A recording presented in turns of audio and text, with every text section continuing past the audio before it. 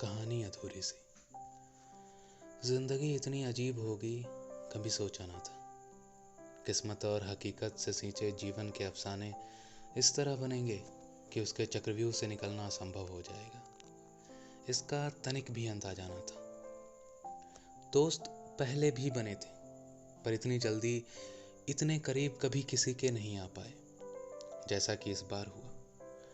इतने कम समय में काफी कुछ समझने लगे थे, पर ये उनकी तरफ से भी था ये पता नहीं। पर इतना जरूर था कि मेरा मिजाज काफी बदल गया था। मैं अब पहले की तरह नहीं सोचता। जिसे दुनिया से कोई मतलब नहीं, उसे अचानक से लोगों की परवाह होने लगी। आखिर ऐसा क्यों हुआ? क्या उसे लोगों से अपेक्षाएं पड़ गई, या लोगों को समझना शुरू कर दिया था उसने? पता नहीं, पर इस बदलाव की वजह शायद वो एक चेहरा था जो आज मेरे आंखों से ओझल हो रहा था। क्यों क्यों पर दिल में एक कसक उठती। उस शख्स के साथ रहना था, उससे लड़ना झगड़ना था, उसे मनाना था, उसकी नजरों में डूबना, उसके साये को लपेटना था। कुछ भी करना था, पर उसे जाते देख नहीं सकता था। पर आज वो मेरे सामने से ओझल होता दिख रहा। मेरा हृदय इतना भारी हो गया मानो एक विशालकाय पर्वत को छाती पर रख दिया हो किसी ने, और इस भार तले ये दिल चूर हो रहा हो, धीमे धीमे सिसकियां भर रहा हो। एक विशाल स्तंभ जैसा खड़ा मैं आज उसके कभी वापस ना आने वाले पैरों की चाल सुन टूट रहा था। पर एक सवाल मेरे मन को कचोटते हुए उठी।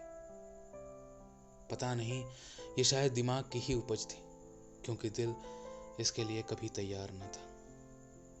क्या तुम्हें उसे अपना बनाना है?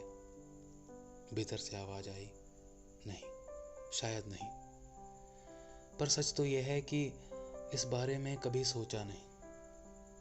मुझे मालूम था कि मेरा अंतर्मन झूठ बोल रहा है। मैंने कभी उसे अपना बनाने की नहीं सोची। कभी उसे जताया नहीं कि वो मेरे लिए कितनी जरूरी है, कि कैसे उसे देखते ही खिल उठता हूँ, बेजान होकर भी जी उठता हूँ। हमेशा से एक चीज महसूस किया कि वो मेरे पास रहे, मेरी परेशानियों को चूम छू मंतर करे, मुझे डांटे, मनाए, मुझ पे हक जमाए, कहे कि तू बस मेरा है और मैं तुम्हें खुद से अलग होने नहीं दूंगी। पर सच तो यह है कि कुछ ज्यादा ही हक जमा बैठा था उस पे, अपना मान बैठा था जिसे, और लगा कि समय बहुत है, जब जी आए कह दूंगा। कहने के मौके तो बहुत मिले, पर मैं कह नहीं पाया। शायद हिम्मत नहीं हुई, ये सोचकर कि कहीं इस वजह से हमारी दोस्ती को ग्रहण न लग जाए और जो कुछ पल बचे हैं वो भी न छिन जाए।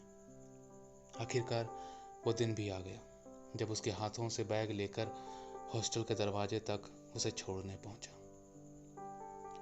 मन तो था कि एयरपोर्ट तक छोड़ने जाऊं, पर शायद उस उमड़ते सैलाब को रोकने की ना मुझ में हिम्मत थी और ना ही ताकत। जाते जाते उसने पूछा, मुझे मिस तो करोगे ना?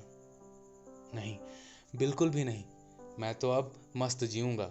तुम्हारे बकबक से जो कचरा भरा था, आज मेरा सर हल्का हो जाएगा। झूठा कहीं का। सच, झूठ ही तो बोल रहा था मैं, पहले खुद से और आज उससे। दिल तो कह रहा था उसे गले लगाऊं और कह दूं कि पता नहीं मिस करना किसे कहते हैं, पर इतना जरूर है कि अब तेरे बिना जीने की कल्पना मात्र से ही मेरे रोंगटे खड़े हो जाते हैं। रातों की नींद उड़ जाती है और दिल दिमाग इस फिराक में रहते कि कैसे तुझे खुद से दूर जाने से रोकूं। पर इतना बड़बड़ाने वाला मैं आज उसके सामने बस मुस्कुरा ही सका। डबडबाई आंखों में वो मुस्कुराई, हम गले मिले और वो कैब में बैठ गई। आज पता लगा कि जिंदगी कितनी छोटी है और समय उससे भी कम। जिस पल को मुझे जीना था, आज टालते टालते वो पल ही टल गया।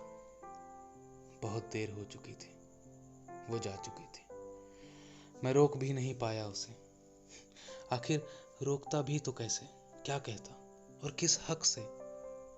मेरा अंतर्मन मुझे ऐसा करने की इजाजत नहीं दे रहा था। आखिर हम बस एक दोस्त ही तो थे। मैं स्तब्ध खड़ा रहा। एक समुंदर का सैलाब मेरे रगों में दौड़ रहा था। डबडबाई आंखों से उसे रास्तों में बस सिमटते देखता रहा।